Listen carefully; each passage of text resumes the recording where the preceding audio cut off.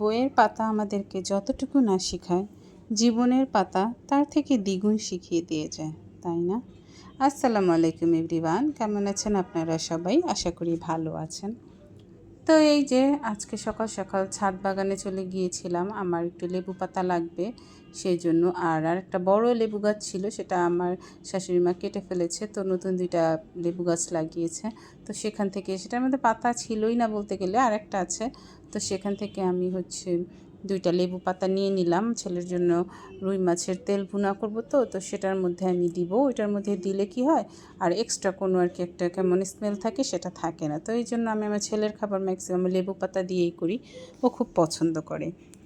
আর এই যে আজকে আমি এই যে পুঁই শাকের যে ফলগুলো সেগুলো আর কি ভাজি করছি, সেটা আজকে আমি শুটকি দিয়ে করছি। এছাড়া আমি ম্যাক্সিমাম কি বলে চিংড়ি মাছ দিয়েই করি। তো আজকে মন চাইলো যে একটু শুটকি দিয়ে করি। সেটা 2 রকমের চাপা, বাঁশপাতা চাপা আর ওই যে কাচকি গুঁড়া যে শুটকিটা, সেটা দিয়ে করেছি। সাথে একটু টমেটো দিয়েছিলাম। আর এটা আমি পাঙ্গাস মাছ আলু দিয়ে একটু ভুনা ভুনা করব। তো সেটার জন্য আগেই আমি একটা মশলা ব্লেন্ড করে নিয়েছিলাম।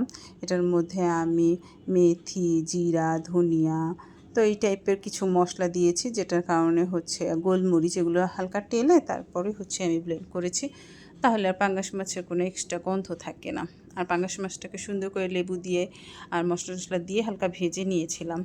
তো এই যে তারপরে আমি এটার মধ্যে ঝোল দিয়ে দিলাম। আর এদিক দিয়ে আমার পুঁই ফলটাও হয়ে যাচ্ছে, অলমোস্ট হয়ে গেছে। এটাকে আমি আরেকটু ভাজা ভাজা করেছিলাম, তারপর ওটাকে আমি নামিয়ে ফেলেছি।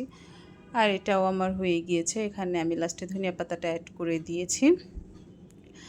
আর ওই চুলায় গিয়ে আমার ডাল ছিল, ডালের ভিডিওটা নিয়ে ওটা তো কম্পালসারি প্রতিদিন হয়। আর এই যে এটা রুই মাছের তেলটা, তো এটার সাথে যেটারে কী বলে, এটাও দিয়ে দিয়েছি। এটা আবার আমার ছেলেটা পছন্দ করে। তো ডক্টর আমার ছেলেকে যে আর কি রুই মাছের তেল খেতে বলেছে, তো সে কারণে আমি